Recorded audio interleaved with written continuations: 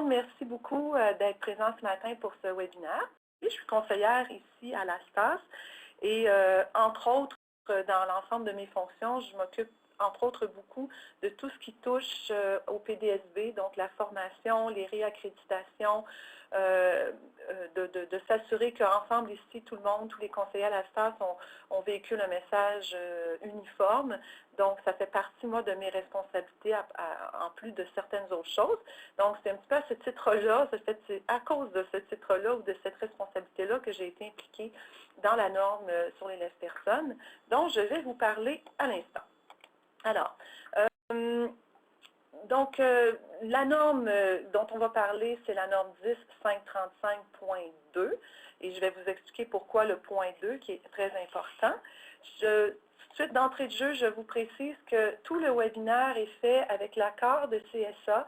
Donc, ils ont approuvé le contenu, c'est quand même du matériel protégé. Donc, ils nous ont donné leur bénédiction pour le webinaire. Alors, deux petits objectifs pour ce matin, donc vous permettre de vous familiariser avec les exigences de cette nouvelle norme-là, mais précisément ou davantage avec la section sur l'entretien et l'utilisation. On l'avait bien indiqué dans le libellé de présentation du webinaire. La norme est quand même assez large, mais là, pour ce matin, on va se concentrer beaucoup sur la partie entretien et utilisation qui est plus dans mon champ de compétences. Les volets plus techniques seront couverts éventuellement dans un autre webinaire qui sera fait par ma collègue Valérie Hensley, qui est ingénieure, donc qui va être capable de mieux répondre à ces questions-là que moi.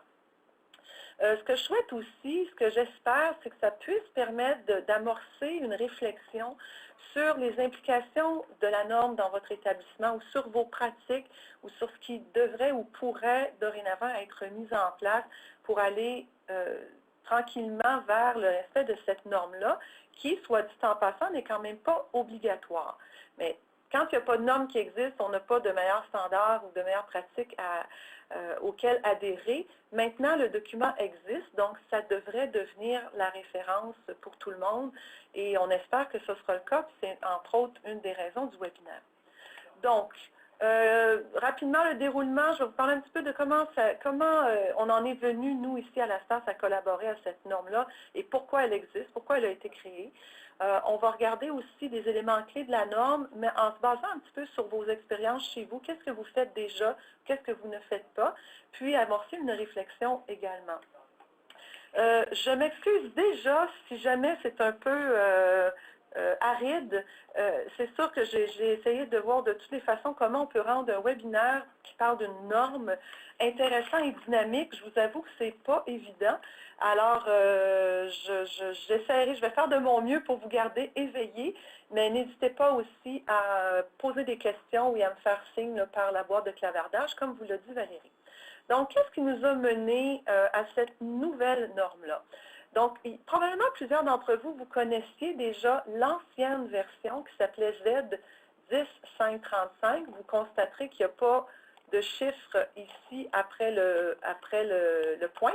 Attendez, là, j'essaie de trouver mon pointeur et je crois que je l'ai, voilà. Donc, vous voyez ici qu'on est à 10.535, il n'y a pas de petit point. Donc, on a été impliqués, nous, dans la révision de cette norme-là, qui était une norme sur les laisses personnes, mais exigences et méthodes d'essai. C'était une norme qui avait été créée principalement à l'intention des fabricants et concernait très peu les utilisateurs. Donc, c'est une norme qui était très importante pour s'assurer que l'élève personne soit conçu, fabriqué dans les meilleurs standards, mais tout le volet utilisateur n'était pas abordé. Ma collègue Valérie Hensley a été impliquée dans la révision de cette version-là. Les normes sont révisées tous les 5 ans. Mais dans le cadre de ces réflexions sur la norme, puis en des discussions entre nous ici à la STAS, une autre de nos collègues, Louise Bélanger, a fait une analyse des 133 accidents qui avaient été répertoriés à Santé Canada sur une période d'environ 2 ans, pour réaliser que près des 2/3 des accidents qui avaient été répertoriés à Santé Canada impliquant un élève-personne étaient causés par une mauvaise utilisation de l'équipement. Alors, on s'est dit, c'est bien beau que le lève-personne soit bien conçue, a été fabriquée dans les règles de l'art, que les soudures, que les roues, que le centre de gravité soit conforme, mais encore faut-il qu'il soit utilisé également de façon adéquate. Donc, on a proposé à CSA de rajouter dans la norme 10535 une partie qui traiterait plus de l'utilisation des lèvres-personnes. Alors, ce qui a été proposé à leur niveau a été de continuer la révision de 10.535, mais en y ajoutant un point 1, donc on voit ici. Donc, la norme CSA 10.535 est devenue 10.535.1, pardon, et elle traite toujours des exigences et méthodes d'essai. Donc, elle est toujours destinée davantage aux fabricants. Mais la partie sur l'utilisation, c'est un tout nouveau document qui s'appelle 10.135.2. Donc, c'est le même titre, ou à peu de choses près, le même titre pour la norme, mais section qui couvre essentiellement l'installation, l'utilisation et l'entretien des lèvres-personnes et de leurs accessoires. Donc, on peut dire, et je pense qu'on en est fiers, puis on ne se cache pas pour le dire, la STAS a été très impliquée et c'est vraiment à notre initiative que ce nouveau document-là existe et je pense qu'il va répondre à beaucoup de besoins. À qui il s'adresse? Bien, ça s'adresse aux gestionnaires d'équipes de soins et des gens des services techniques, évidemment, en plus des gens qui installent ou qui entretiennent ou qui utilisent les lèvres-personnes. Et ça a été basé sur des discussions à travers différents experts qui travaillent en déplacement sécuritaire de patients à travers le Canada. Et on a fait ressortir les meilleures pratiques pour s'assurer que les lèvres-personnes soient installées de façon la plus sécuritaire et entretenues de façon la plus sécuritaire. Et là, je fais une parenthèse. Dites-vous qu'avec l'ancienne version, on disait comment les fabriquer, les lèvres-personnes, mais il n'y avait rien qui disait comment les installer de façon sécuritaire. Alors, imaginez-vous un lèvre-personne se raille au plafond, qui est bien conçu, mais qu'on aurait mal installé, bien évidemment, il y a des risques absolument importants. Donc, la norme, la nouvelle, permet d'avoir des références sur les meilleures pratiques pour l'installation, pour l'entretien, comment les utiliser de façon optimale et comment, évidemment, assurer la santé et la sécurité des utilisateurs. Et je précise que les utilisateurs, dans le cadre de ce document-ci, sont autant les clients que les soignants. Alors, du texte un peu général au début pour vous situer, la norme vise les lèvres-personnes et les accessoires qui servent à déplacer des personnes et qui sont conçus pour suspendre ou soutenir des clients entre les lits, les chaises, les civières, les bains et tout ça. Ça inclut lèvres-personnes fixes et mobiles, lèvres-personnes sur rail, lèvres-personnes verticalisateurs, donc levier à station debout, lèvres-personnes de bain que nous, on va appeler communément chaise de bain. Donc, tout ce qui a une composante mécanique fait partie, on les a inclus.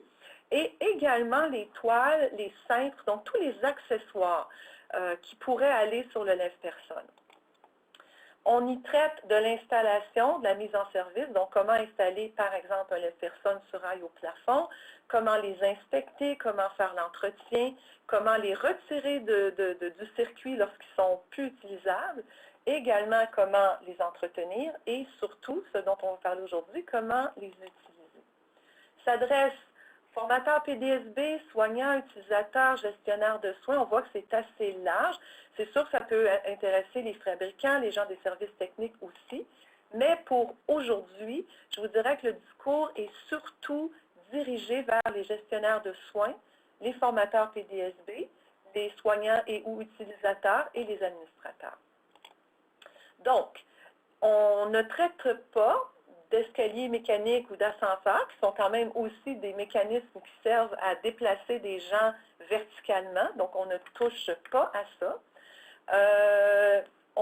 J'ai quelqu'un qui m'a mis de la couleur, merci. On ne touche pas non plus, on ne traite pas des lits, des civières, des fauteuils releveurs. Ça aussi, c'est des équipements qui permettent de monter et de descendre des gens, mais on ne touche pas du tout à ça dans la norme. Les matelas gonflables non plus. Et tout ce qui des équipements pour se relever qui sont non motorisés. Par exemple, un return ou un stand assist, ça ne fait pas partie de la norme. Alors, De façon générale, là, je vais demander à Valérie de soumettre le premier sondage. J'aimerais que vous répondiez aux 4 petites questions qui sont là. Est-ce que vous possédez un programme de déplacement sécuritaire de clients? Est-ce que vous avez un système de qualité pour contrôler, surveiller, améliorer vos activités liées à l'utilisation d'élèves-personnes? Est-ce que vous faites des analyses de risque documentées si vous devez déroger, là, on dit aux exigences de la norme, vous venez de la connaître, mais aux meilleures pratiques? Et est-ce qu'on a une procédure lorsqu'on utilise un lève-personne qu'un client lui-même utiliserait le lève-personne? Alors Valérie, merci. Donc je vous laisse 2-3 petites minutes pour compléter le questionnaire.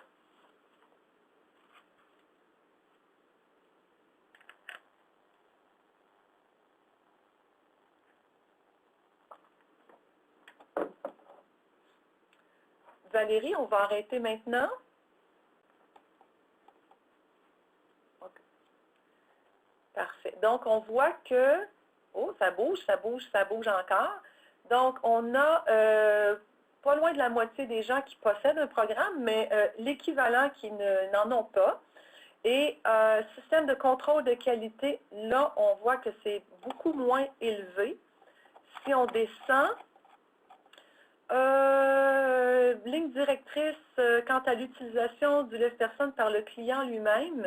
Ah oui, c'est ça, j'ai enlevé une question sur la diapo, donc on a juste 3 questions. Seulement 17 %. Fait qu'on voit que c'est quand même assez limité là, comme politique là, pour l'utilisation par nous-mêmes. Valérie, est-ce que tu peux me remettre la PowerPoint, s'il te plaît? Merci. Alors, on va poursuivre. Donc, pourquoi je vous pose ces questions-là? Bien, vous avez sûrement compris, c'est que je vais vous parler finalement de qu'est-ce que dit la norme à ces sujets-là. Donc, ce que la norme dit, c'est que tous les établissements de soins devraient avoir un programme de déplacement sécuritaire de clients. Donc, si vous en avez déjà un, tant mieux. Si vous n'en avez pas, c'est quelque chose à commencer à réfléchir pour mettre ça en place. Donc, ça devrait minimalement inclure, et ce n'est pas la liste exhaustive, mais par exemple une analyse de risque à tous les endroits où il y a des déplacements de clients, comment on va sélectionner les équipements pour trouver des équipements appropriés, comment on doit considérer les équipements et les déplacements sécuritaires lors prise en considération des équipements lors de la planification conformément à la norme Z 8000. Ça doit comprendre aussi les lieux d'entreposage. C'est bien beau d'ajouter des lève-personnes, encore faut-il avoir des endroits pour les installer, pour les remiser, pour les ranger quand on ne s'en sert pas. C'est assez exhaustif dans la norme. Évidemment, je vous ai mis quelques exemples seulement. On dit aussi que les lève-personnes devraient être utilisées seulement aux fins précisées par le fabricant. Ça peut paraître assez trivial, mais quand on sait que des lève-personnes ont déjà été traficotés, si je peux dire, pour déménager des meubles ou déménager des boîtes, ben, je pense que ce n'est pas inutile de le préciser, tout en gardant en tête que les lève-personnes, on entend souvent en formation PDSB, c'est un outil pour le déplacement de transport, hein, et non pas non, excusez-moi, c'est un outil pour déplacer les clients, pour faire un transfert, mais non pas nécessairement pour faire un transport sur une longue distance. Mais on garde en tête que oui, il y en a certains qui sont conçus pour ça. Et le fabricant va vous le préciser si le lève-personne a été conçu pour des déplacements sur des plus longues distances. J'étais distraite parce que je voyais qu'il y a des gens qui disent qu'ils n'ont pas pu répondre aux questions, c'est pas grave, c'est juste des petits sondages pour avoir une idée de qui vous êtes de l'autre côté de mon écran. Alors, on dit les lève-personnes doivent être utilisées aux fins qui ont été précisées par le fabricant, en gardant en tête que oui, il y en a qui sont conçus uniquement pour le transfert, mais il y en a qui sont conçus aussi, qui peuvent aussi être utilisés pour le transport. Et ça, c'est le fabricant qui va vous le dire. Système de qualité, ça faisait partie d'une des questions tantôt. Là, on voyait que le pourcentage était assez bas. Donc, c'est quelque chose à éventuellement penser de mettre en place, c'est-à-dire d'avoir un système qui va vous permettre de contrôler, de surveiller, d'améliorer vos activités liées à l'utilisation des lève-personnes. par exemple, des lignes directrices, les modes opératoires, quelles sont les responsabilités de chaque personne dans l'organisation, quelles sont vos mesures de contrôle des différents procédés. Bref, on voit qu'il y a beaucoup de choses. On ne veut pas juste dire, ben voilà, on a des personnes, utilisons-les et c'est une fin en soi, puis tout va être correct de façon indéterminée dans le temps. Au contraire, on doit régulièrement revoir nos façons de faire avec l'utilisation des personnes. L'évaluation des risques documentés, dont on parle dans la norme, c'est surtout que si vous devez, on dit pour tout écart par rapport aux exigences de la norme, bien, vous devriez faire approuver une évaluation de risque documentée. Exemple, vous avez dû, pour X, Y raison, modifier les roues ou changer les roues parce que les roues étaient back-order, j'en sais rien. Vous avez dû mettre d'autres roues. Ou vous devez utiliser un cintre d'une compagnie X ou une toile d'une compagnie X avec un lève-personne de compagnie Y. On ne vous dit pas, ne le faites pas, vous êtes condamné si vous le faites. On vous dit plutôt, si vous devez le faire, quelles que soient vos raisons, assurez-vous d'avoir documenté votre choix, votre réflexion qui vous ont mené à cette décision-là et d'avoir documenté le fait que vous vous êtes assuré que les risques ont été réduits ou ont été éliminés. Donc, on ne dit pas, utilisez pas une toile X avec un lève-personne Y. C'est souvent, ça peut être compatible, mais assurez-vous que vous avez documenté le processus qui vous a mené à cette décision-là, de sorte que ce ne soit pas fait de façon un peu à l'aveugle en disant, ben, nous, on met n'importe quoi sur nos lève-personnes, puis c'est pas grave. Non. Si j'utilise une toile différente, ben, je vais avoir réfléchi si c'est la bonne toile et je vais m'être assuré que c'est compatible. Utilisation par le client, c'était une autre de nos questions. On a eu des grandes discussions là-dessus. Est-ce qu'un client peut actionner, utiliser lui-même le lève-personne?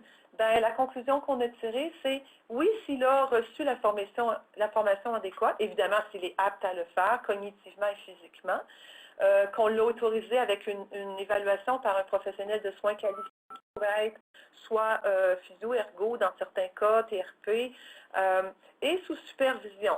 Mais vous constaterez qu'on ne définit pas supervision. Alors, je prendrais par exemple un patient paraplégique à domicile à qui on a enseigné comment l'utiliser, comment bien installer sa toile pour se rendre à la toilette, par exemple, qui va actionner le lève-personne lui-même. Il n'y a pas nécessairement besoin d'avoir quelqu'un qui le suit pas à pas, mais la supervision, elle peut être une supervision en distance parce qu'on sait qu'on vérifie régulièrement avec lui si ça va bien. Il y a un téléphone cellulaire, bref.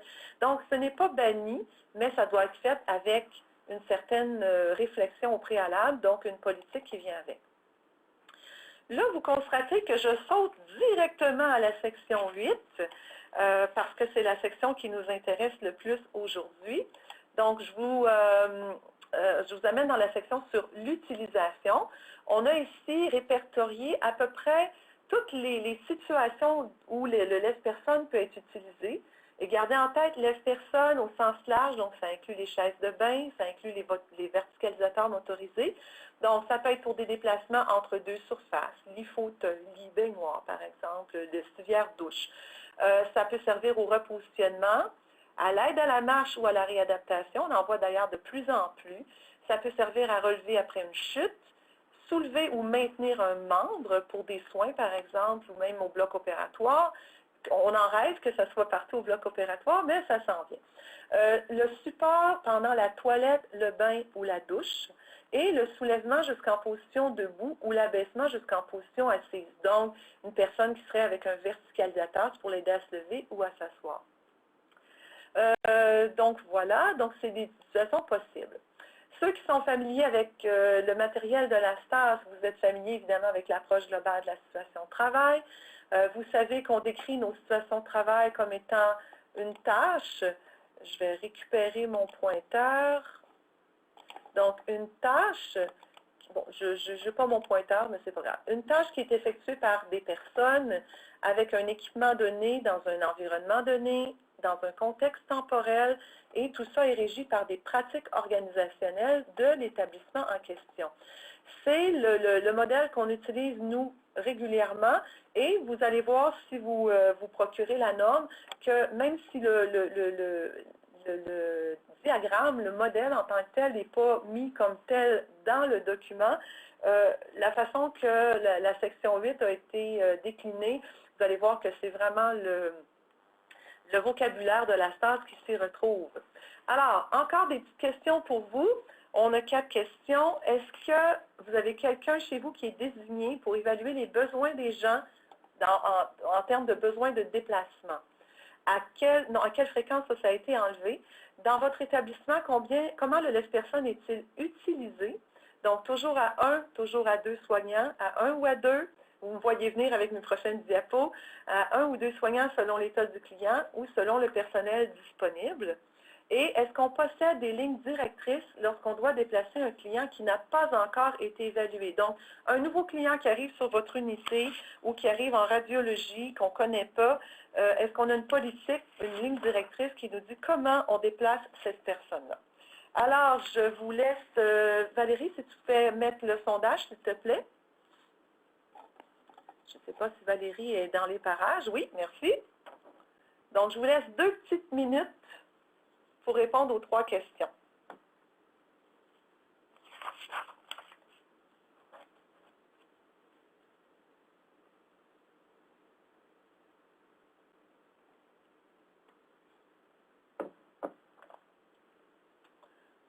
Donc, la minute est en train de se terminer. Puis, comme je vous disais tout à l'heure, ce n'est pas grave si vous n'avez pas le temps de répondre. Souvent, on écoute un webinaire en faisant autre chose. Je ne le prendrai pas personnel, ne vous en faites pas. Donc, la majorité, presque sûrement les 2 tiers des gens en ligne nous disent qu'ils ont quelqu'un qui évalue les besoins des clients en termes de déplacement, alors qu'il y en a quand même, 8 c'est quand même pas négligeable, où ils ne semblent pas avoir personne d'assigné à cette tâche-là. Comment le laisse-personne est-il utilisé? Ah, ça, très intéressant. La moitié disent à 1 ou à 2 selon l'état du client. On voit qu'il y en a que c'est toujours à 1, c'est quand même minoritaire, mais il y a presque un 20 que c'est toujours à 2. Donc, j'en déduis que c'est possiblement une pratique ou une politique dans vos établissements et c'est correct aussi. Je vais vous en parler après avec ce que dit la norme. Puis, selon le personnel disponible, c'est marginal, c'est 2,8 et tant mieux parce que ça ne devrait pas être vraiment la disponibilité du personnel qui dicte comment on va faire le transfert. Ensuite, est-ce qu'on a une politique ou une ligne directrice lorsqu'on doit déplacer un client qui n'a pas encore été évalué? Donc, à peu près le tiers nous disent oui, mais quand même 40 qui n'ont pas une ligne directrice de cette nature-là. Donc, je vais vous en parler dans quelques minutes. On va revenir à la PowerPoint. Donc, je veux être sûre que je n'ai rien sauté. Voilà. Donc, ce que dit la norme, les exigences pour l'utilisation sécuritaire du laisse-personne en lien avec l'élément client ou patient, ce qu'on dit, c'est qu'avant la première utilisation avec un client donné, donc nouveau client ou quelqu'un qui arrive dans votre département, quoi que ce soit, en hébergement surtout, il devrait y avoir un professionnel de soins qui évalue le client en termes d'antécédents pertinents, d'état physique, de coopération, de tonus, de mobilité. Bref, on a toute une liste que vous connaissez sans doute aussi bien que moi. Et on définit les personnels de soins qualifiés comme étant des gens qui ont les connaissances, la formation et l'expérience pour procéder à cette évaluation-là. Donc, dans des établissements, par exemple, où il n'y aurait pas physio-ergo-TRP, ça pourrait quand même être l'infirmière, ça pourrait être dans une ressource intermédiaire, une infirmière auxiliaire, c'est possible, mais encore faut-il que cette personne-là ait reçu l'information et la formation nécessaire pour procéder à l'évaluation. Ce qu'on dit, c'est que le professionnel de soins doit ensuite déterminer et surtout consigner au dossier le niveau de mobilité, quel est le niveau d'aide que la personne a besoin, quels sont les accessoires, est-ce qu'on va prendre une toile à double cuissarde ou une toile hamac, est-ce qu'on va prendre un cintre à 2 ou à 4 crochets, est-ce qu'on va se placer à 2, va faire le transfert à 2 soignants ou seul. Ces informations-là devraient être consignées au dossier. Bon, la question, on est-tu 1 ou 2 pour se servir du laisse-personne? Bien, la norme ne précise rien en termes d'obligation de travailler à 2. Et Dieu sait qu'on a eu beaucoup de discussions là-dessus. Certaines personnes prétendaient au départ que c'était obligatoire, qu'il fallait absolument être 2, pour finalement avoir consulté plusieurs fabricants, vérifier les guides des fabricants et constater que la majorité d'entre eux ne précisent rien à cet égard-là. Il n'y a pas non plus de réglementation ou de législation qui dirait qu'il faut être 2. Alors, on laisse dans la norme la liberté aux gens de déterminer s'il faut être 1 ou 2, mais si je reviens à la diapo précédente, on dit l'évaluation qui a été faite par le personnel doit permettre de consigner le nombre de soignants qui sont nécessaires. Donc, c'est l'évaluation qui va déterminer si on va être 1 ou 2 ou même plus pour déplacer un client. Cela dit, on sait que certains établissements ont opté pour une utilisation à 2 soignants en tout temps. C'est probablement le cas des 10 ou 20 je ne me souviens plus du chiffre exact, qui ont répondu positivement au sondage tantôt. Et c'est correct. Un établissement peut dire, nous, chez nous, on a décidé que ce sera toujours utilisé à 2. Aucun problème avec ça. Par contre, il faut s'assurer que ce soit réaliste. Il faut s'assurer que cette politique-là est toujours applicable la nuit. Il faut s'assurer aussi que c'est compatible avec notre organisation du travail. Donc, c'est bien beau de dire chez nous, laisse personne toujours à 2. Encore faut-il que l'ensemble de la situation de travail le permette. Donc, lorsqu'on met en place une politique de cette nature-là, bien, on se doit d'attacher toutes les ficelles, tous les rouages pour être sûr que ce soit réalisable. Certains établissements, par contre, on dit, donc nous, on ne dit pas à 2 tout le temps, on va dire à partir d'un certain poids ou avec un client agité ou dans les chambres qui sont trop petites, on va utiliser le laisse-personne à 2. Certains endroits se sont fait une liste de critères qui déterminent dans quelle situation on devrait travailler à 2. Et ça aussi, c'est correct. Donc, il n'y a pas une seule bonne façon de faire. L'important, c'est de réfléchir à dans quelles circonstances ou comment on veut, nous, utiliser le laisse-personne compte tenu de notre réalité dans notre établissement. Évidemment que tout ça soit documenté. Donc, l'évaluation des risques documentés, on dit, si je suis obligé de déplacer un client qui n'a pas fait l'objet d'une évaluation, donc, un client arrive dans votre CHSLD à 4h30 un vendredi après-midi alors que physio, ergo, TRP sont partis. Un client arrive dans votre département de radiologie ou peu importe dans quel type de département, à l'urgence, et oups, il arrive, il est en fauteuil roulant, on n'a aucune idée si cette personne-là se déplace facilement ou non, si elle fait de la mise en charge. La personne qui l'accompagne, c'est un bénévole, j'en sais trop rien. On fait quoi? Bien, ce que la norme dit, elle dit, assurez-vous d'avoir une politique, d'avoir des lignes directrices qui vont définir, dans ce type de situation-là, voici ce qu'on va faire. Par exemple, on va dire par exemple, en CHSLD, il arrive quelqu'un à 5 heures l'après-midi et il n'y a pas de personne pour l'évaluer, bien, l'évaluation sera faite par l'infirmière. Puis on va outiller l'infirmière pour procéder à l'évaluation, au moins pour le week-end, pour s'assurer quand même de donner des soins adéquats. On ne va pas dire à la personne, on va vous laisser coucher pendant 48 heures parce que notre physio rentre juste lundi matin, mais on va se donner des outils pour pouvoir travailler de façon sécuritaire. En radiologie, on dira, par exemple, bien, quand on a des doutes sur l'état du patient, on ne prend pas de risque. On utilise la toile, le lève-personne, toile à double glissade, 2 intervenants, bingo, puis on y va comme ça. On s'entend que ça ne sera pas préjudiciable à l'autonomie du client si pendant une journée ou pendant une soirée ou un transfert, on va utiliser une toile alors que peut-être que cette personne-là aurait été capable de se lever avec un verticalisateur motorisé. L'important, c'est de s'assurer de sa sécurité et de la sécurité des soignants. Donc, l'important, c'est de se donner des balises. Je vois aussi, Catherine Saint-Germain, vous dites la question, autant pour levier sur rail qu'un levier mobile. Peut-être juste me préciser avec quel sujet votre question se rattache, parce que je pense que ça fait un petit bout qu'elle est là, puis là, je n'arrive pas à relier avec ce que je viens de dire. Alors, entre-temps, je vais continuer. Le nombre d'intervenants, oui, il n'y a pas de distinction. On dit c'est l'évaluation du client qui détermine le nombre de soignants requis, quel que soit le type de lève-personne, mais en gardant en tête, comme je l'ai dit, que votre établissement pourrait choisir d'avoir une politique où est-ce qu'on utilise toujours le lève-personne à 2 ou dans certaines circonstances que ce soit à 2 et c'est à l'établissement à le documenter. Alors voilà, j'espère que ça répond à votre question. Donc si je continue, je vois que le temps file vite, ce qu'on dit aussi, c'est qu'avant chaque transfert, là, je m'en vais aider M. Tartampion à se lever. Le soignant devrait faire une évaluation de son état. Donc, ce que nous, on appelle chez nous notre évaluation spontanée des capacités du client, ça devrait toujours être fait. Pourquoi? Parce que ça nous permet de comparer ce qu'on voit de notre client à un temps précis avec ce qu'il y a au dossier ou avec ce qui est prescrit.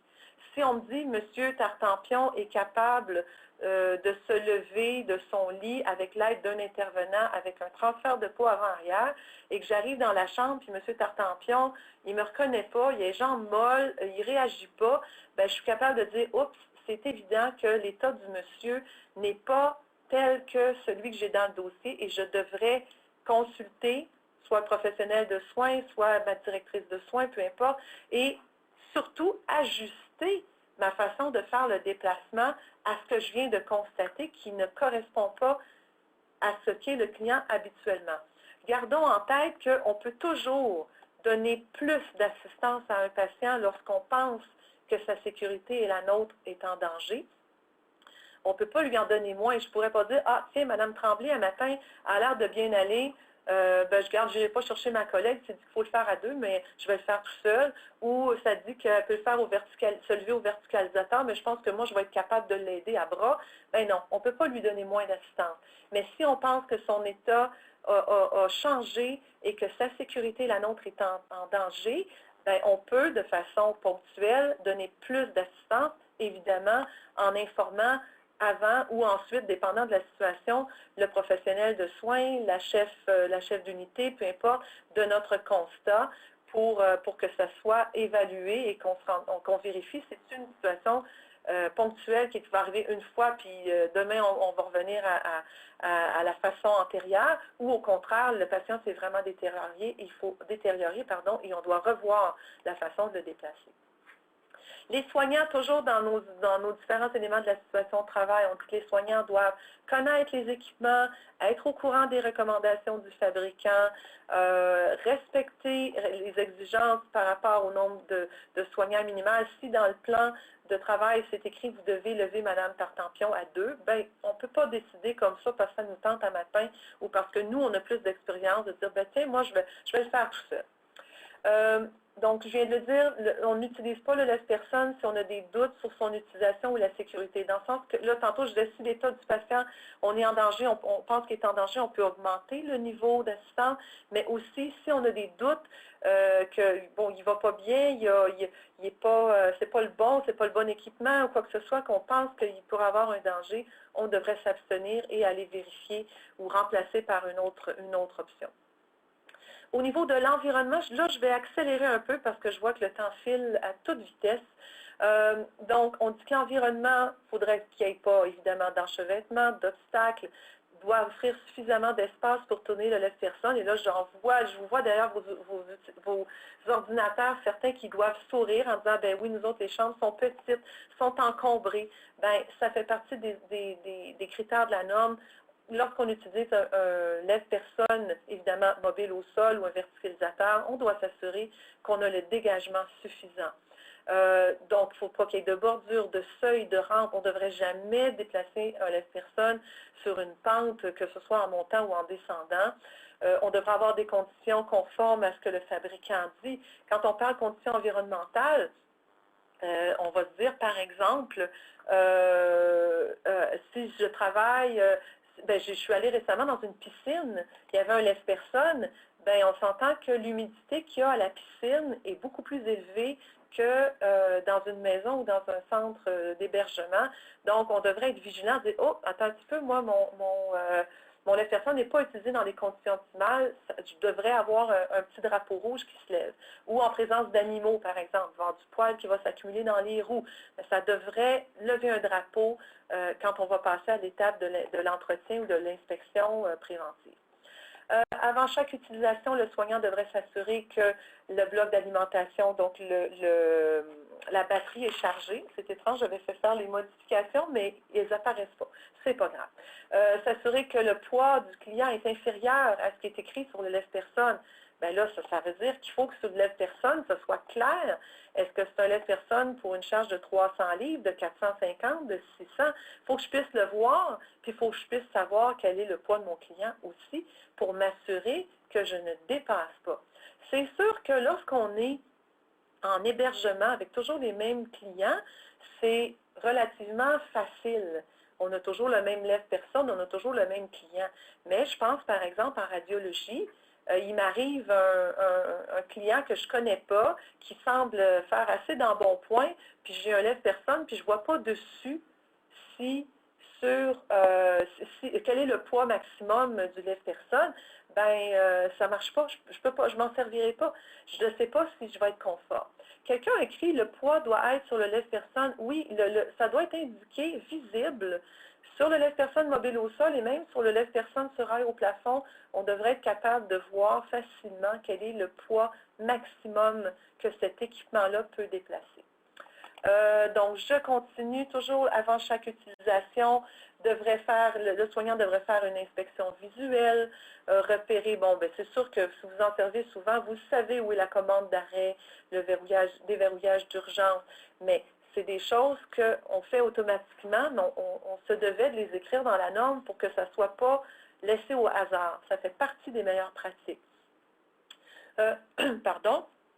Le soignant doit respecter la méthode qui a été documentée au dossier ou s'il doit en déroger, comme je disais tantôt, va aller vérifier, va aller donner peut-être plus d'assistance parce que là, il pense que présentement, la personne ne peut pas se déplacer telle que prescrite, mais ce n'est pas juste, ça me tente à matin de prendre le verticalisateur plutôt que le levier, le lève-personne mobile au sol.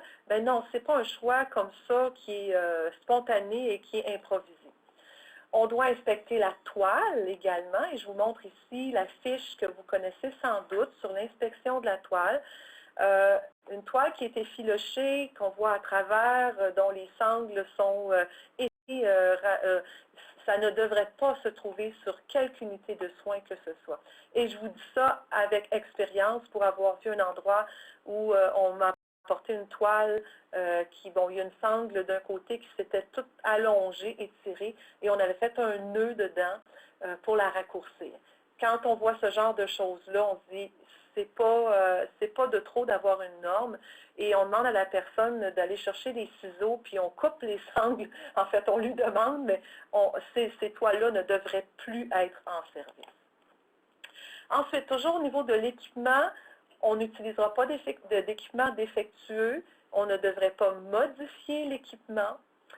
Maintenant, dans le facteur temps, je m'excuse encore, je vais vraiment... on dit, peut-on les faire réparer? Si on parle des toiles ou des lève-personnes, bien sûr, mais si c'est des réparations sur le lève-personne, ça peut être fait dans certains cas par le fabricant. Ça pourrait aussi, dans certains cas, être fait par les services techniques, mais pas par n'importe qui, pas n'importe comment. Et dans certains cas, il va avoir besoin d'une approbation, par exemple, d'un ingénieur pour s'assurer que ce soit fait convenablement. Les toiles, même chose, vous pourriez revenir au fabricant en disant, nous, on soupçonne tel ou tel problème avec nos toiles. Est-ce que c'est possible ou ça s'effiloche?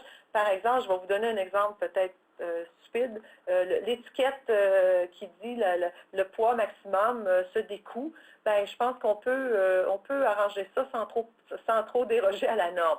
Mais si j'ai une sangle qui s'est effilochée, il y a des bonnes chances que si elle est effilochée, les trois autres sont en mauvais état aussi, même si ça n'apparaît pas nécessairement.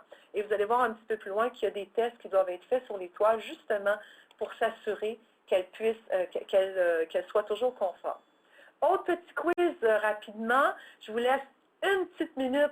Est-ce que vous avez une politique sur l'utilisation des lève-personnes? Est-ce que vous avez de la formation périodique qui est donnée? Est-ce que vous avez un programme d'inspection et d'entretien préventif de vos lèvres-personnes? Et est-ce qu'il s'applique aussi aux équipements qui sont prêtés, donc qui sont à domicile?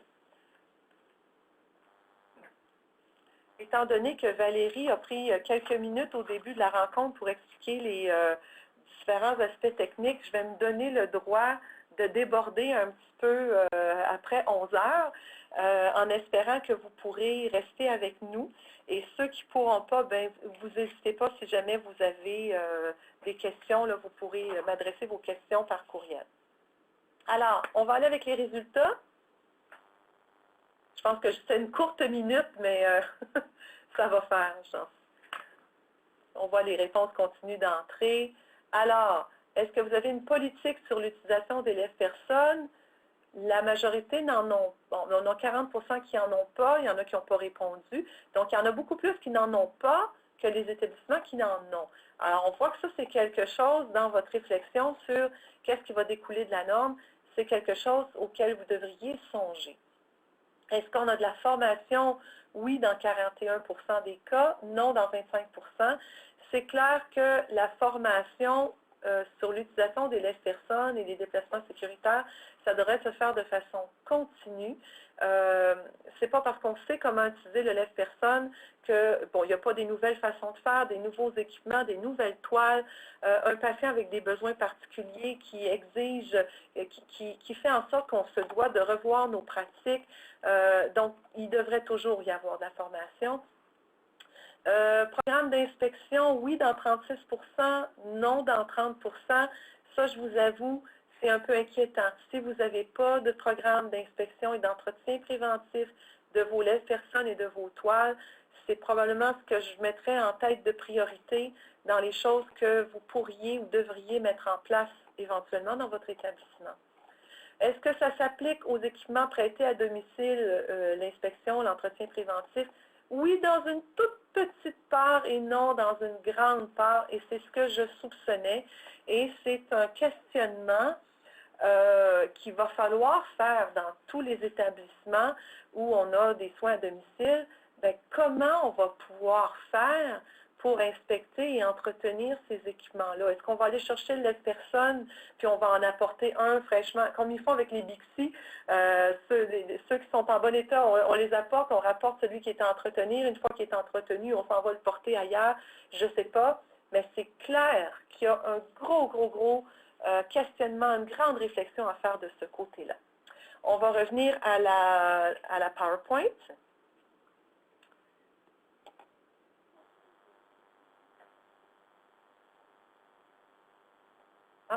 Petit délai, ben, je vais regarder où j'en suis, moi, puis je vais continuer quand même.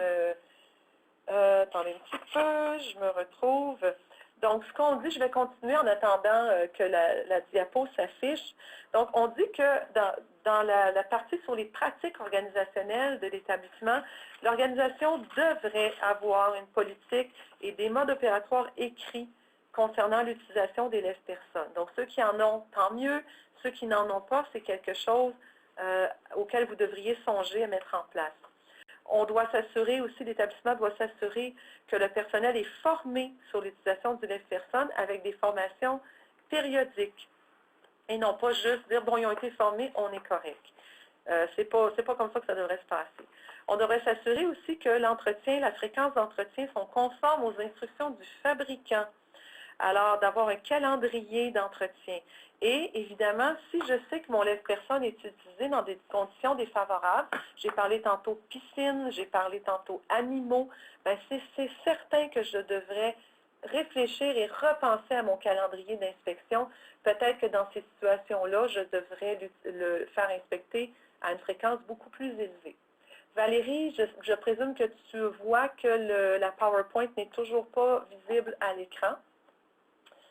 Alors, je vais continuer quand même avec mes notes écrites. Oui, pour moi, elle l'est. Donc, non, moi, est-ce que vous pourriez, un participant, m'écrire si vous voyez la PowerPoint à l'écran? Parce que moi, Valérie, j'ai toujours un... Donc, tout le monde semble voir, sauf moi. Donc, on n'en fera pas un cas. Je vais continuer avec mes notes écrites. vive la capacité d'adaptation des conseillers en santé et sécurité de la SPAS.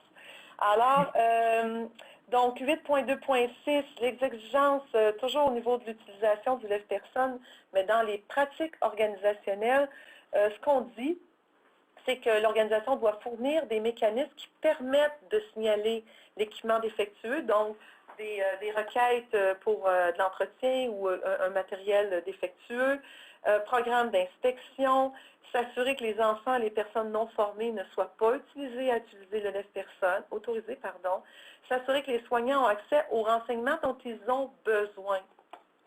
Ah oui, on me dit de rouvrir ma session. Oui, effectivement, mais non, ça ne fonctionne pas. Alors, on va réessayer ça. Là, finalement, c'est ma caméra qui vient d'apparaître. Bien, je continue quand même. Alors, je vous pose une autre question maintenant. Bien, là, Valérie, on va... Bon, merci, c'est revenu. Mais là, on s'en va à l'autre qui est encore un petit quiz. Est-ce que vos soignants sont régulièrement formés par rapport aux meilleures pratiques pour l'utilisation du lève-personne? Et c'est peut-être un petit peu redondant avec la question précédente, effectivement, je n'avais pas réalisé. Et en fait, c'est 2 fois la même question, puis ça ressemble pas mal à la précédente. Fait que non, Valérie, on va la passer. Je ne sais pas ce qui s'est passé. Formé. Ah oui, OK. Si on dit dans le fond, puis je vais juste le dire verbalement, c'est qu'on dit que les gens doivent être formés, mais aussi, on doit s'assurer que... Parce que là, c'est 2 fois la même question, mais ce qui aurait dû être là, c'est est-ce que le personnel cadre est là et pour renforcer la bonne utilisation ou les meilleures pratiques par rapport à l'utilisation du lève-personne. Ça veut dire que c'est bien beau que les soignants, on leur dise comment bien utiliser le lève-personne. Encore faut-il que les chefs d'unité, l'infirmière-chef, que ces gens-là soient en mesure aussi de renforcer l'utilisation des meilleures pratiques. Alors, ça signifie que ces gestionnaires-là doivent aussi connaître les bonnes pratiques. Ça ne veut pas dire qu'ils doivent suivre toute PDSB, mais ça devrait quand même faire partie des pratiques de l'organisation de s'assurer que les chefs d'unité et que les gestionnaires connaissent les meilleures pratiques pour les renforcer chez leur personnel. On dit dans les méthodes de travail que l'équipement devrait être utilisé conformément au mode opératoire d'installation et des instructions du fabricant. On a dit les personnes concernées, les animaux et tout ça se tiennent à l'écart, les instructions claires aux clients avant, pendant et après le déplacement, maintenir un contact visuel avec le client quand on le déplace et quand c'est possible, on va essayer d'abaisser notre surface de départ au lieu de monter le client. Par exemple, au lit, si le lit était très haut parce que je suis grande, puis j'ai mis le lit haut parce que ça me facilitait l'installation de la toile, au lieu de monter le client encore plus haut, je pourrais peut-être descendre le lit. Ça va être bien moins inquiétant pour le client et ça risque peut-être de limiter aussi certaines réactions de comportement agressif. Ensuite, on va éviter de soulever le client plus haut que nécessaire. Ça peut paraître banal. Hier, je regardais une vidéo sur YouTube où est-ce que le client était pratiquement à la hauteur les fesses du client étaient pratiquement à la hauteur des épaules de la soignante. Je me dis, pourquoi?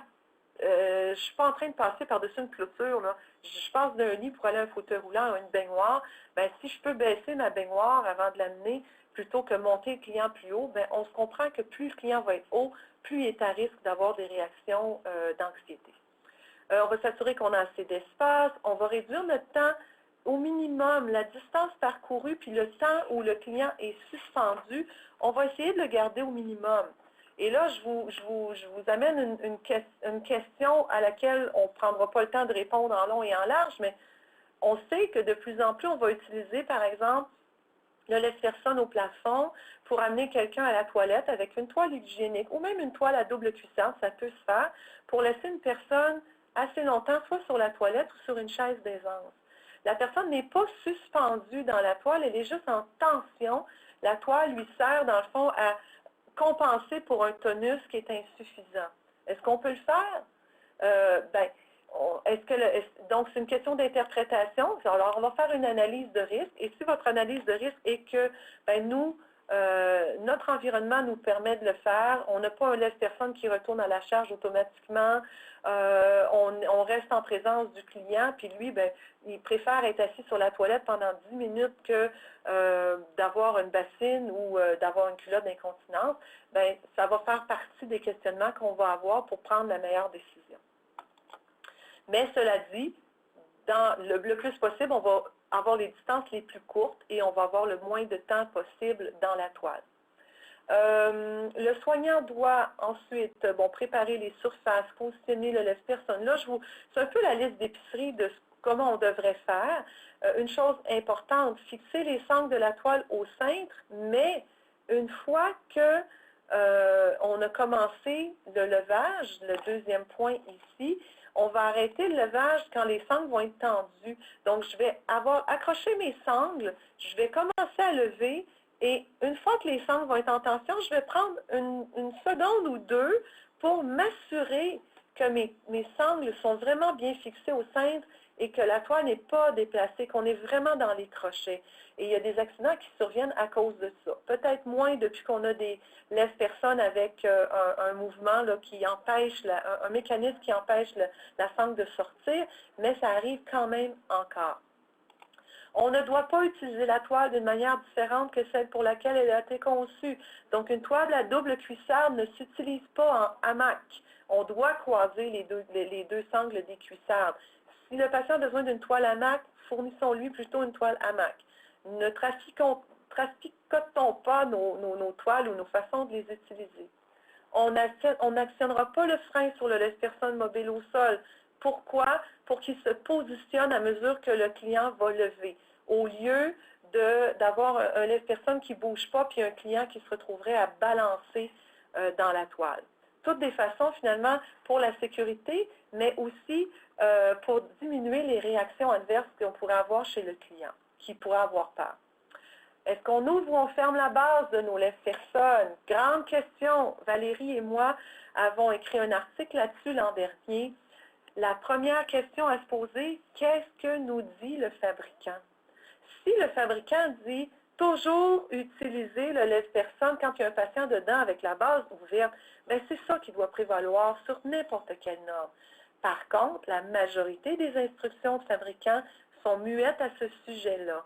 Pourquoi? En grande partie parce que tous les lève-personnes qui sont construits maintenant en respect des normes CSA ont été testés pour être stables de façon avant-arrière et latéralement avec les pattes ouvertes, puis avec la base ouverte et avec la base fermée.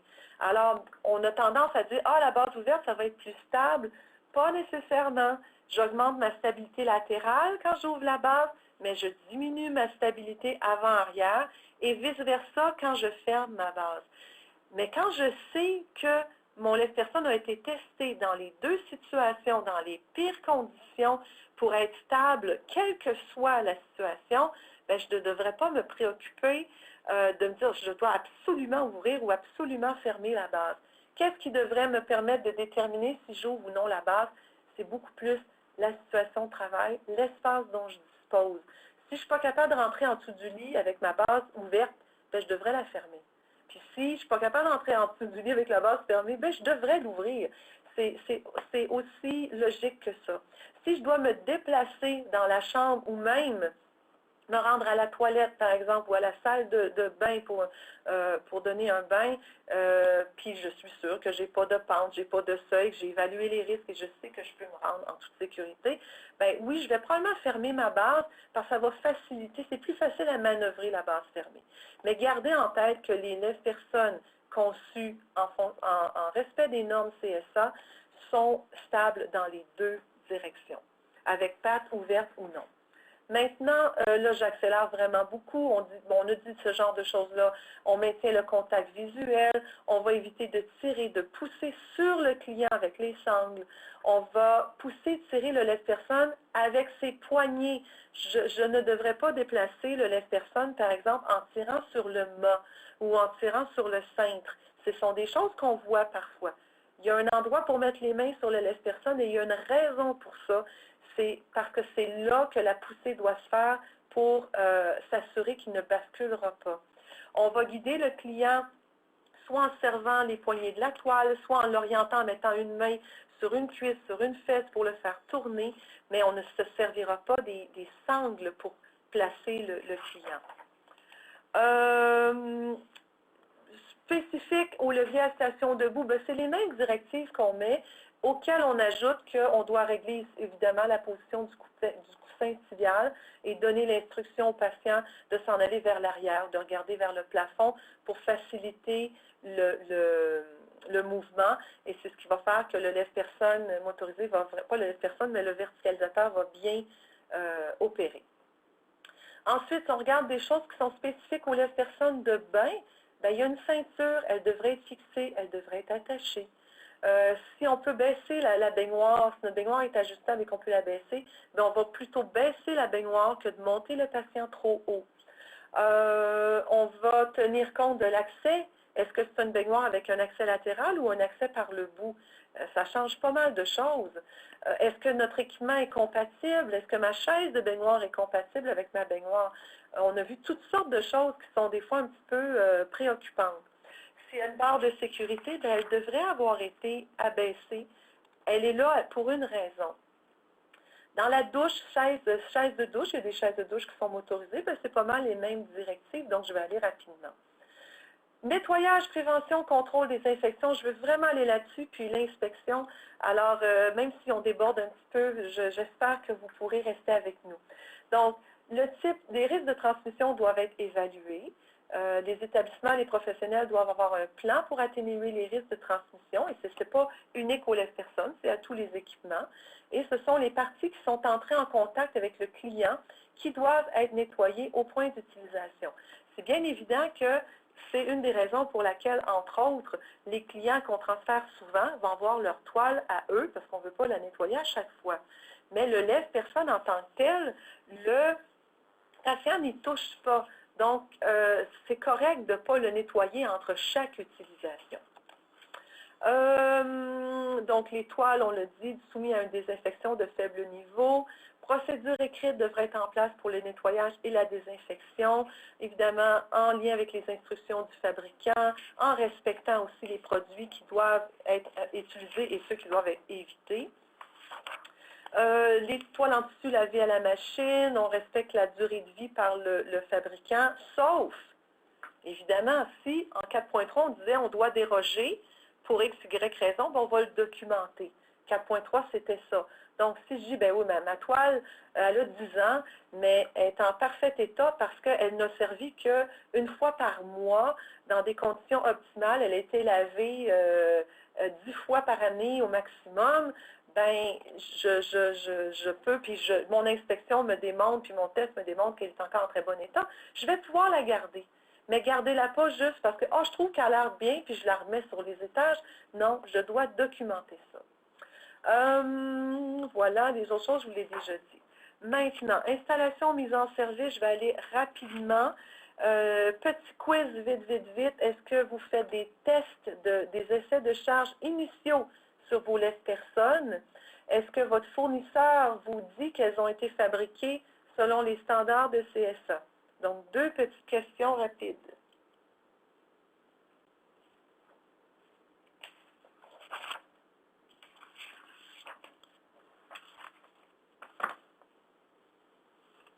Quelqu'un me demande quel est le nettoyage pour contrer les infections, considérant qu'on ne devrait pas laver à l'eau de Javel selon le fabricant. Je suis une très mauvaise personne pour vous répondre à ce sujet-là. Tout ce qui concerne la prévention des infections, je ne m'y connais très peu. On dit produit de désinfection de faible niveau, 3% peroxyde d'hydrogène, bref, il y a 8.4.2.3 dans la norme. Donc, 8.4.2.3 vous donne les détails de ce qui devrait être utilisé. Donc, on voit les résultats ici, les essais de charge initiaux, la moitié n'en font pas. Donc, si on installe un nouveau lève-personne au plafond, il devrait y avoir des essais de charge initiaux. Cela dit, peut-être que vous ne les faites pas, mais que le fabricant ou l'installateur le fait. C'est des choses à vérifier. Est-ce qu'on vous dit que les toiles ont été fabriquées selon les standards de CSA? C'est 40% qui disent oui. une bonne partie ne sait pas. Alors, on va revenir à la diapo. Ce que nous dit la norme par rapport à l'installation d'élèves-personnes, ça nous dit que ça doit être installé par des personnes qualifiées. Et, youpi, j'ai tout de suite récupéré ma PowerPoint. Je suis bien contente. Donc, l'assemblage, l'installation doit être faite par une personne qualifiée conforme aux instructions du fabricant. Dans le cas du lève-personne sur rail au plafond, ça prend parfois le OK d'un ingénieur en structure pour s'assurer que le plafond ou le mur, ça dépend, là c'est au plafond dans ce cas-ci, mais il y a aussi des lève-personnes sur rail qui sont au mur. Il faut s'assurer que le bâtiment est capable de le prendre. On va s'assurer aussi qu'on va l'installer directement au-dessus de l'endroit où on va s'en servir pour éviter le chargement latéral. On ne veut pas que le client se mette à balancer lorsqu'il va être levé, puis on ne veut pas soumettre non plus notre équipement à des charges latérales. Alors voilà, là, il y a une foule d'articles de tout ce qui devrait être vérifié, inspecté, tout ça, je vous en fais grâce. La personne mobile au sol, même chose, assemblée conformément aux instructions du fabricant, soumis à des essais de charge. Je ne l'ai pas mis sur la diapo précédente, mais c'est le cas aussi des lève-personnes au plafond. Donc, il devrait avoir, lorsqu'on fait un nouvel équipement, un essai de charge avec 100% de la charge maximale qui devrait être fait. Les toiles devraient être conformes à CSA 10535. Si vous cherchez un logo CSA sur les toiles, arrêtez de chercher, vous n'en trouverez pas.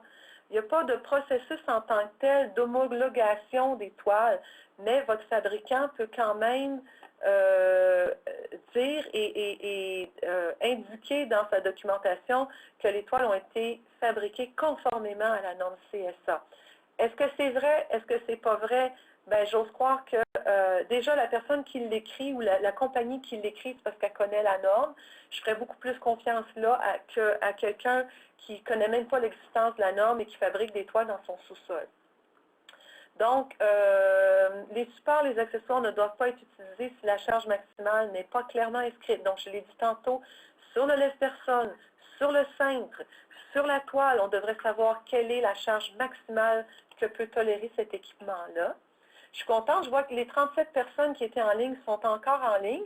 Donc, ça me fait plaisir de voir que vous êtes pas, à moins que vous soyez tous endormis derrière votre ordi, mais comme il y a des commentaires, je présume que vous n'êtes pas tous endormis. Il y en a au moins quelques-uns qui sont réveillés. Au niveau de la mise en service, là, le terme va paraître un peu bizarre. Élément de soutien du corps rigide, c'est la traduction qui a été faite pour, par exemple, la chaise la partie rigide sur laquelle le corps du patient est appuyé. Alors, ça aussi, ça doit être fait, ça doit être fabriqué conformément à CSA 10535.1. La charge doit être écrite. C'est toujours pas mal les mêmes choses qui reviennent. Alors, ça va m'amener à l'autre section qui était très importante, que je ne voulais absolument pas passer. C'est la partie sur l'inspection, l'entretien périodique.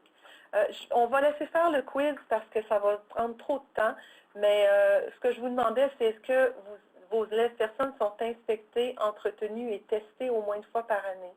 Est-ce que les inspections visuelles sont faites à chaque utilisation des toiles, en plus d'une inspection tous les 6 mois? Et est-ce qu'on fait des tests de charge sur les toiles? Fait que je vous amène aux réponses qui devraient être les bonnes réponses à ces questions-là. Donc, tous les lève-personnes doivent être inspectés visuellement avant chaque utilisation. Je devrais minimalement prendre le temps, quand je m'en vais faire un transfert de patient, de regarder comme il faut l'équipement dont je vais me servir. Il devrait être périodiquement inspecté, entretenu et soumis à des essais à intervalles déterminés par le fabricant. Et si le fabricant ne dit rien, ou même nous, la norme, on dit minimalement une fois par année. Ça doit être fait par des personnes qualifiées. Ensuite, donc, ce qu'on va inspecter, par exemple, est-tu propre, est-ce que les composants sont intacts, est-ce que les quincailleries, les boulons, tout ce qui est là devrait être là. Y a-t-il des signes de déversement, de sang, de trucs qui auraient pu couler sur le lève-personne, de café, de Red Bull, peu importe, y a-t-il des signes de dommages, je devrais voir ça. Il y a, voyez-vous ici, là, tous les points d'inspection qui devraient être vérifiés, mais la STAS étant là pour vous aider, vous allez voir un petit peu plus loin qu'on a des fiches qui sont déjà existantes pour inspecter tout ça, que ça se fasse de façon rapide et efficace. Les accessoires, donc les toiles, devraient être inspectées au moins une fois par année. Si le fabricant dit plus, vous faites plus, mais au moins une fois par année. Et il devrait y avoir, non, excusez-moi, inspecter une fois tous les 6 mois et une fois par année, un test de charge sur les toiles. Donc, c'est beaucoup, ça peut être lourd, mais c'est ça les bonnes pratiques pour s'assurer qu'on n'a pas un client qui va tomber parce que la toile va déchirer. Donc, vous avez ici la grille d'inspection des toiles qu'on vous a proposée à la STAS, qui est sur notre site, celle sur l'inspection des lève-personnes mobiles au sol, et je pense qu'il y aurait dû y en avoir une autre, mais je n'ai pas là. Celle sur le lève-personne sur rail au plafond également. Les 3 sont en ligne sur notre site. Mise hors service, on va aller vite là-dessus. Si l'utilisation, le lève-personne ou la colle arrive à sa fin, on devrait, en fait, si on décide de prolonger sa vie utile, ça devrait être documenté. Hein, toujours en 4.3, si on déroge, il faut que ça soit documenté, analysé.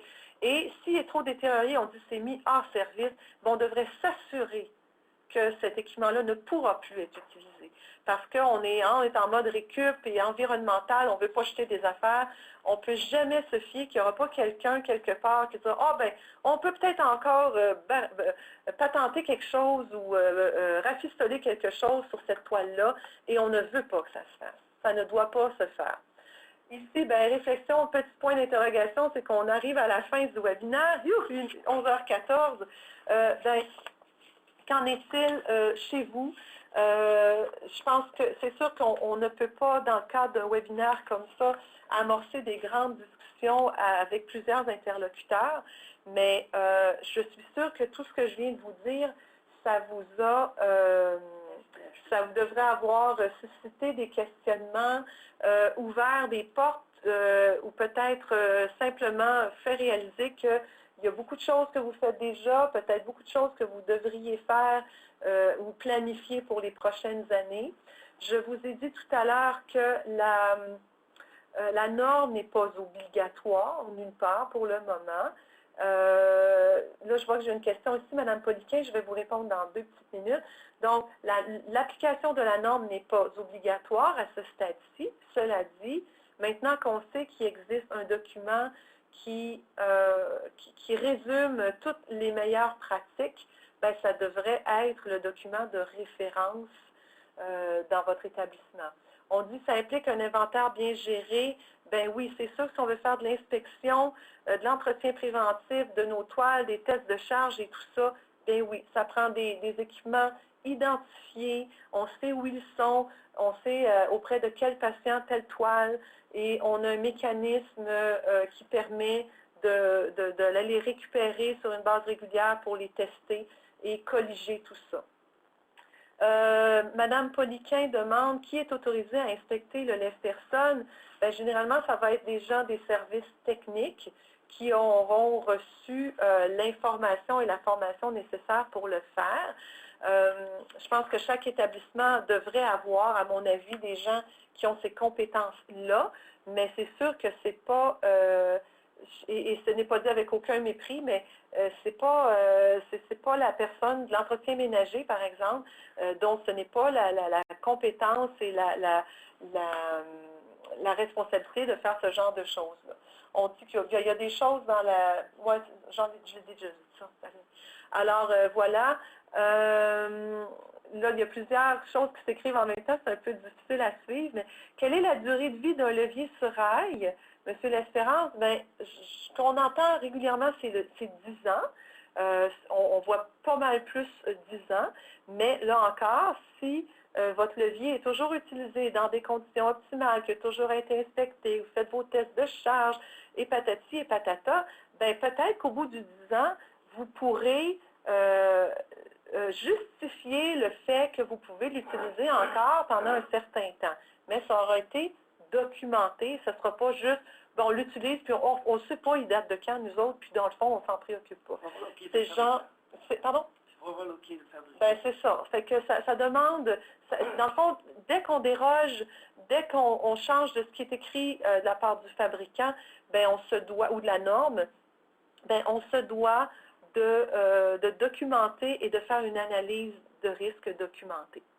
Oui, tout doit être documenté, c'est vraiment ça. Ce qu'on ne veut pas, c'est que ces équipements-là, qui ont un potentiel élevé en termes d'accidents, et pour les clients et pour les soignants, qui soient simplement mis dans des unités de soins sans aucun contrôle, sans formation, sans suivi, et qu'à un moment donné, les choses dérapent. On ne veut pas ça. Alors, on fait les choses dans les règles de l'art, et maintenant, nous avons des règles de l'art. On dit, y a-t-il un nombre de transferts maximal que levier sur roue ou sur rail peut faire? À ma connaissance, c'est ça. Il n'y a rien de on ne dit pas le levier ne doit pas faire plus que 2632 transferts dans sa durée de vie. On parle de durée de vie en termes d'années et non pas en termes d'occurrence. Nous, les ergots, sommes en démarche avec le CM et les gestionnaires pour la mise en place de meilleures pratiques. Merci. Bien, tant mieux, je suis très contente si le webinaire a pu vous aider. Et évidemment, je vous invite fortement à vous procurer la norme. Ce n'est pas excessivement cher, c'est 160 $. Vous allez sur le site de CSA et c'est facile à obtenir. Et c'est vraiment, je pense qu'entre nous, on est très fiers de dire qu'au Canada, puis à l'instigation de la STAS, on a maintenant un document sur les meilleures pratiques par rapport à l'utilisation du lève-personne. Et je dois aller dans une conférence internationale qui va avoir lieu à Atlanta au mois de septembre et on m'a demandé de présenter aussi ce que je vous ai présenté ce matin. Je vais avoir 45 minutes, fait que ça va être encore plus court, mais de parler aussi de la norme CSA 10535.2 à nos amis des États-Unis et des gens d'à travers le monde. Fait que je suis contente de voir qu'il y a un intérêt et voilà. Donc, si vous avez des questions au niveau de l'application, au niveau utilisation dans la norme, n'hésitez pas à me contacter.